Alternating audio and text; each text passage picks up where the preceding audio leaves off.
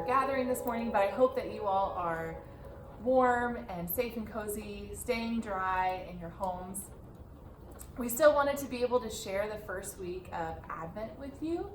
Advent is the season where we wait with hope and expectation for the presence of God to come, for the birth of Jesus. And I know many of you have already started your Christmas decorating and your Christmas traditions. That's been so fun to hear about and see on social media. Growing up, one of our family traditions was we would watch different Christmas movies. We would always watch White Christmas. And because of that movie, I wanted to be Vera Allen when I grew up. She's the one who dances with Danny Kaye. I'm not totally sure what happened there because I can't tap dance or sing a tune to save my life.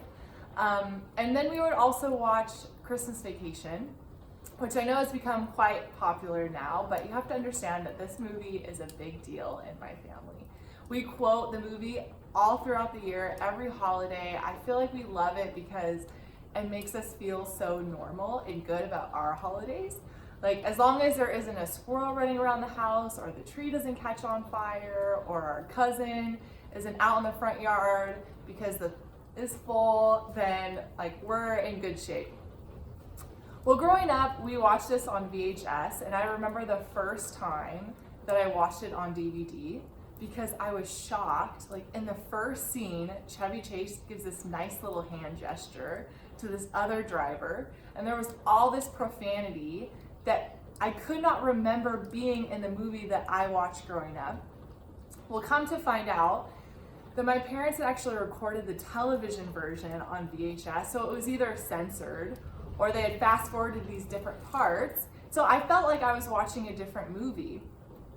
Now, in all fairness, the parts that were missing didn't make a big deal in terms of plot, but there is that one scene where Chevy Chase goes off on his rant about having the happiest Christmas ever that just is not the same without all the profanity. So I felt like I was watching a different movie. Well, similarly, growing up, I had this really wholesome picture of Jesus's birth. And I don't know if it's because I couldn't understand just how radical it was. Being born in a barn didn't sound like a really big deal. Or maybe it's because we have these nice, neat nativities where everything looks so peaceful. Mary is kneeling beside Jesus, who is sleeping, and like in the song Away in a Manger, no crying he makes, it's a silent night. You have all these animals just huddled around, and it seems so perfect. And then when I heard the real story and all these other details, it felt like, gosh, this is a different story. One of my favorite pastors and authors says it well. She says, "I'm not sure how it happens that something so full of wild content ends up seeming year after year so unsurprising, so nearly mundane. This is the story about God made flesh in the womb of Mary. God born into the world as a baby through the birth canal in a barn. You'd think we might feel a little shocked every time we encounter it." The reality is, Jesus' birth story is full of unexpected twists and turns. It's full of stillness and chaos, peace and instability, waiting and divine intervention, rejoicing and lament. And over the next couple weeks during this Advent series, we're going to look at different parts of this story that don't always make it into our nice, neat nativities or our wholesome Christmas pageants.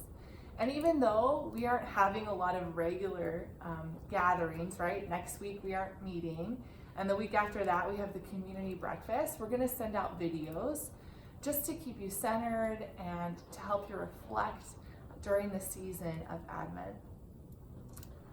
So this week, we are going to start with the genealogy, and my hope is that over the next couple weeks, you might feel a little bit shocked, maybe even uncomfortable, shooken up, encouraged, and inspired of the story of God becoming one of us, entering into radical solidarity. And it really starts with this genealogy.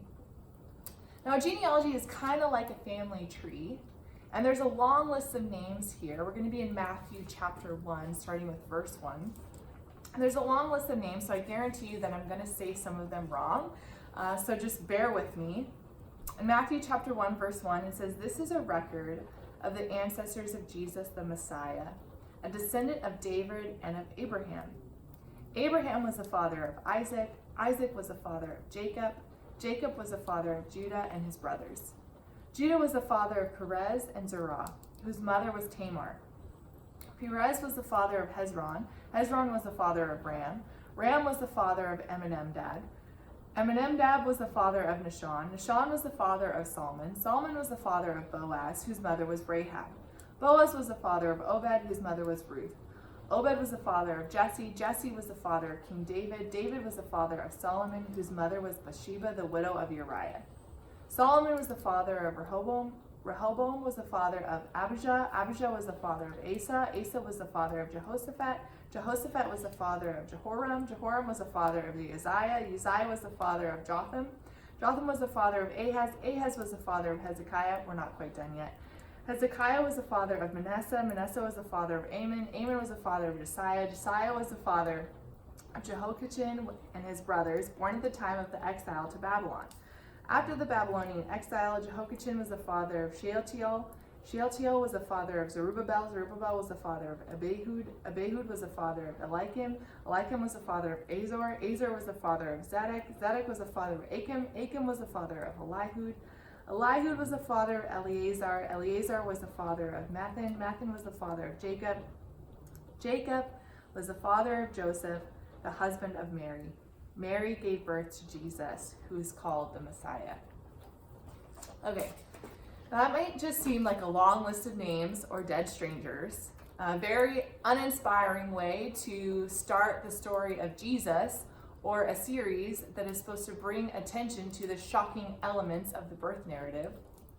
But there really is a lot going on here. And what you have to know is that genealogies during this time, while they're like family trees, they're not so much about the historical facts, but really the story that is being told here. And the book of Matthew is all about the story of Jesus from a specific perspective. And so here, there's already meaning in this genealogy. This is the beginning of the story. And actually, the first couple chapters of Matthew have a lot of conflict and tension, and it starts here in this genealogy. So we're going to look at a couple things in this genealogy. A few weeks ago, when I was setting up my bank account, I was talking to the man who was helping me do this, and he asked the question that everybody seems to want to know: why in the world would you move from California to Ontario? And I told him that I got a job here, and he said, "Oh, what do you do?" And I said, "I'm a pastor." And he said, "Really?" And I said, "Yeah, why do I not look like one?" And we had a good laugh about that. And then he started to tell me how he grew up in church, but he no longer goes, and here are some reasons why. And one of the things that he mentioned is that the Bible is patriarchal, meaning like it's a male-dominated culture. The men seem to have the power, the women seem sort of passive and voiceless. And I told him I understand, that perspective and why you feel that way. It certainly was written in a certain time and culture. It's something that I've struggled with. But if you look at the overarching narrative within the Bible, and actually these other little narratives, it seems to critique a male-dominated culture. And one of the narratives that I mentioned was this genealogy. Because one of the things that's so surprising about it is there are women in it. And in these Jewish genealogies, women were not mentioned. This is very uncommon. And the women who are mentioned are very radical and even a bit promiscuous. So we're going to look at their stories, and I promise it's going to be worth listening to because these stories are really juicy. So the first one listed in the genealogy is Tamar. Tamar was married to Judah's oldest son, and he died leaving her a widow without any kids. Now, according to the law, if you were a widow and you didn't have a son, you're in this vulnerable position because you don't have a husband or a son to depend on. You're relying on charity. According to the law, you would marry one of your husband's brothers. So Tamar marries Judah's next oldest son, and he makes sure that she doesn't have any kids. And then he dies, and now Judah doesn't want to give away his youngest son, the only son that he has left, because he's afraid that he will die too. So he tells Tamar, look, my youngest son isn't old enough to marry you, but as soon as he's of age, like I'll give you over to him. Why don't you just go home and wait until the time is right? And so she goes home. She's in this vulnerable position. Judah is being deceptive. And over time, as the son grows older, she realizes, okay, something is not right here. And so she comes up with this plan, and the text doesn't really make it clear what her plan is from the beginning, but she disguises herself, and when Judah sees her, he thinks she's a prostitute. And she says that she'll sleep with him if he gives her his seal, his cord, and his staff. And so he gives her those things. They end up sleeping together. 3 months later, she's pregnant. And word gets back to Judah that Tamar is pregnant and guilty of prostitution, and he wants to have her burned to death. Never mind that he slept with a prostitute. And now I want to show you what happens. We're going to look really quick at Genesis 38. It says, but as they were taking her out to kill her, she sent this message to her father-in-law, that's Judah. The man who owns these things made me pregnant. Look closely, whose seal and cord and walking stick are these? Judah recognized them immediately and said, she is more righteous than I am, because I didn't arrange for her to marry my son. And Judah never slept with Tamar again. Isn't that wild? This just reminds me of all the people in our world and culture who are backed into a corner, left without options, who are trying so hard just to secure honor for themselves, to survive, who may have to do things that look a little bit shady in order to do so, but they feel like they have no options. And here Tamar ends up in Jesus' genealogy. So that's Tamar. Rahab's also in the genealogy, who is also a prostitute. And she gave refuge to 2 spies from Israel who were coming to scope out the land that God had promised them, the land that Rahab's people inhabited. And she told them that she knew that their God was the God of heaven and earth, that he was the Lord over all, which is radical. Then you have Ruth, who is also a widow and resourceful and strategic in the way that she secured honor and stability for herself and her mother-in-law. You have Bathsheba, which I'll get into, and then you have Mary.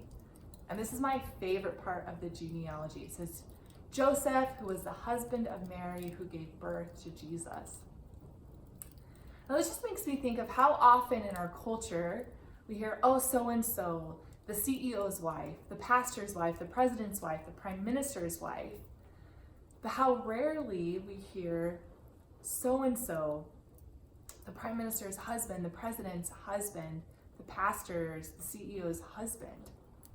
And here it's Joseph, the husband of Mary, who gives birth to Jesus. And actually, Joseph isn't really a part of that equation. Like, Jesus is conceived by the Holy Spirit. If you're looking for a story that critiques our male-dominated culture, like, this is it. This is radical.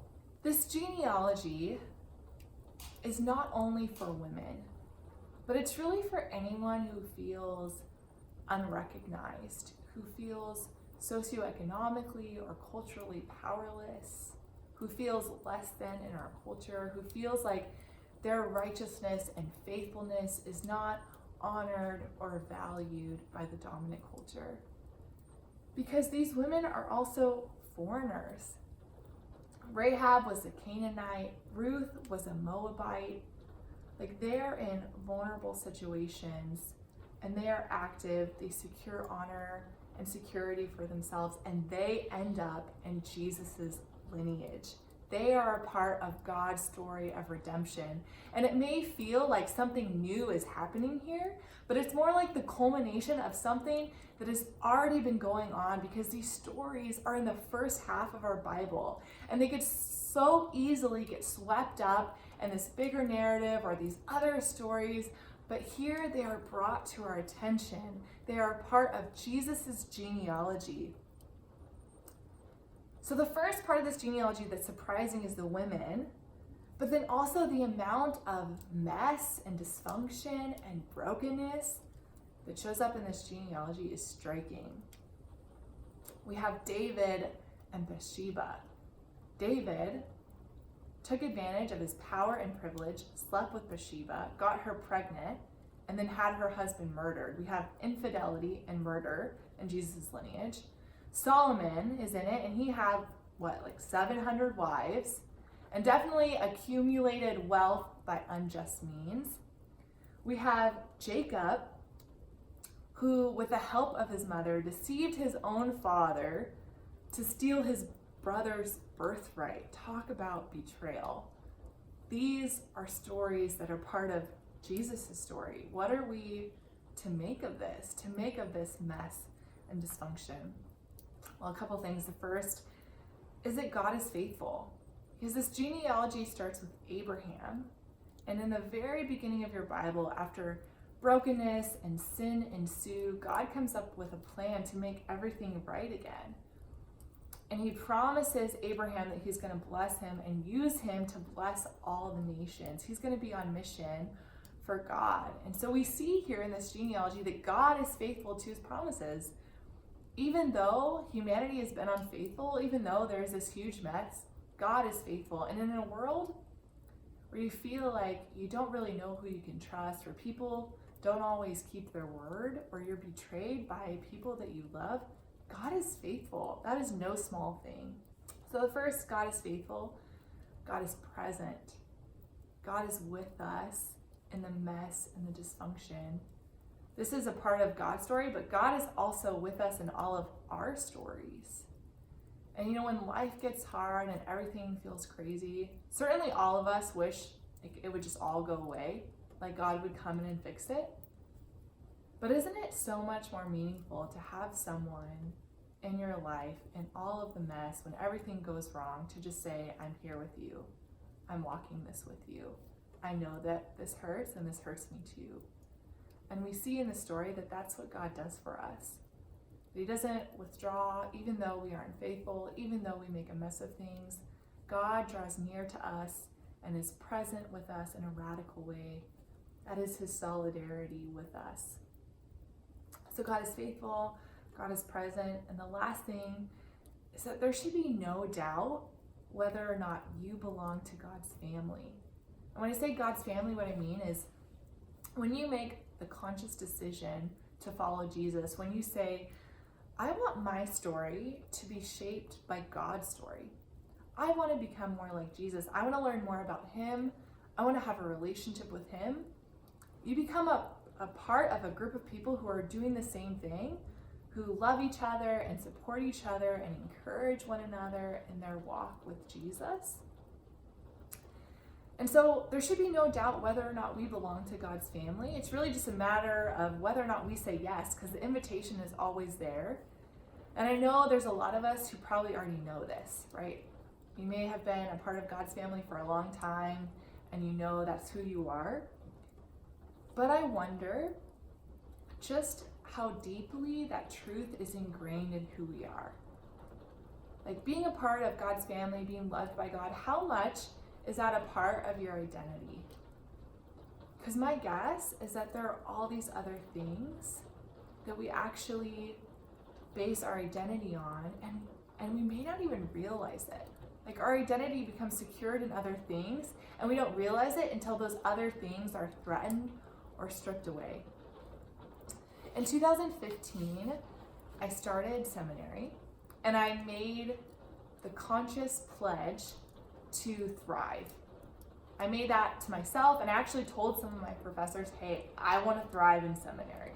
Felt like in undergrad, I sort of barely survived, but in seminary, I wanted to thrive. And that meant getting straight A's and contributing to the conversation in class, learning, enjoying what I'm learning, getting something published.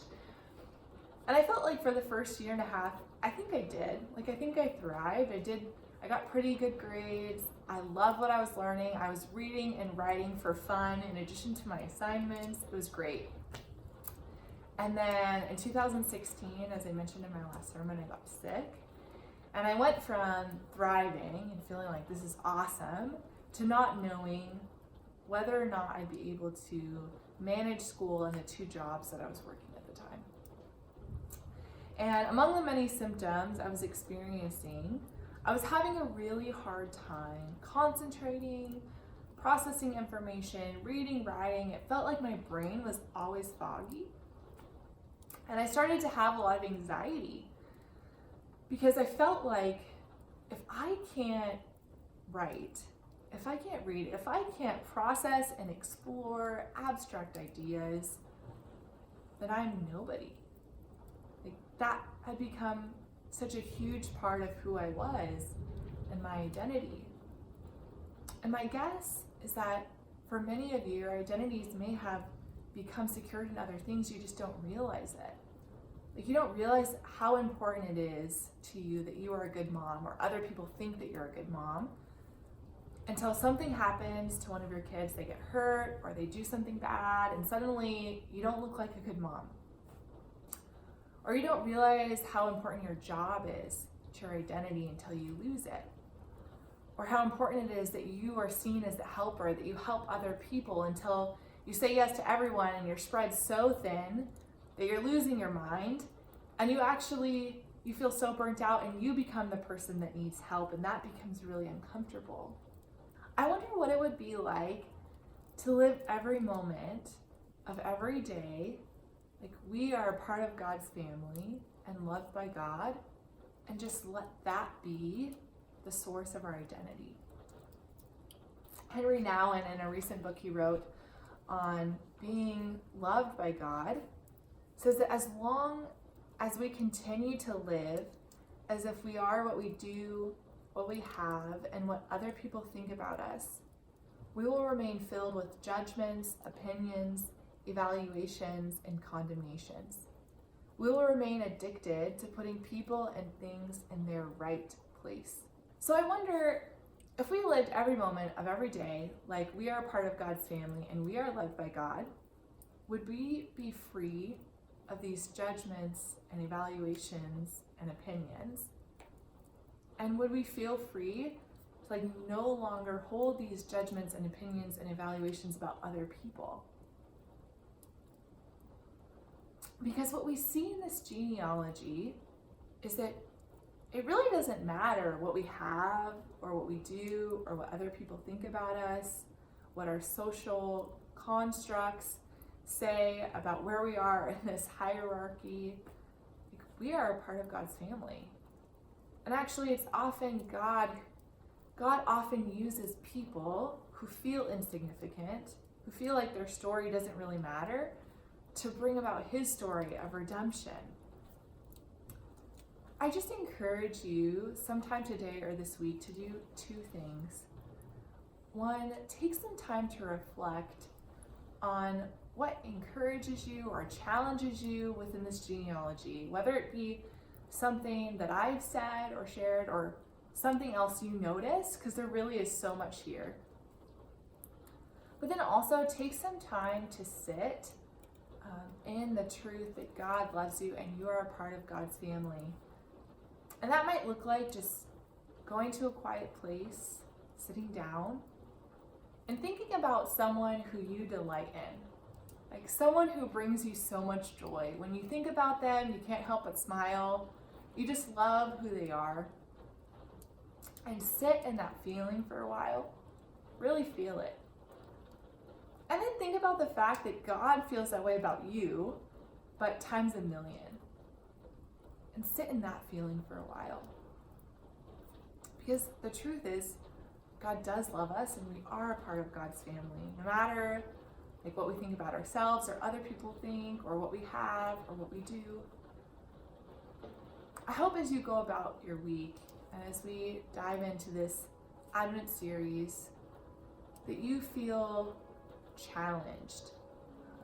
Because at the very least, this genealogy is a challenge for us. It challenges some of the dominant narratives within our culture. I hope you feel reminded that God is faithful and that God is present even in the mess and the dysfunction. And I hope that you are able to feel deeply that you are loved by God and a part of God's family. Let me just pray for us. God, thank you for the season of Advent where we wait with hope and expectation of your coming, of the birth of Jesus, and everything that means for us, that you are with us, that you are faithful. God, I pray that for each of us, we would encounter your love in this season in new ways, that we would feel ourselves become more consumed by who we are and as a part of your family. And God, that would change the way that we see ourselves and the way that we see and treat other people. In your name we pray. Amen. Amen. Amen and amen. Amen.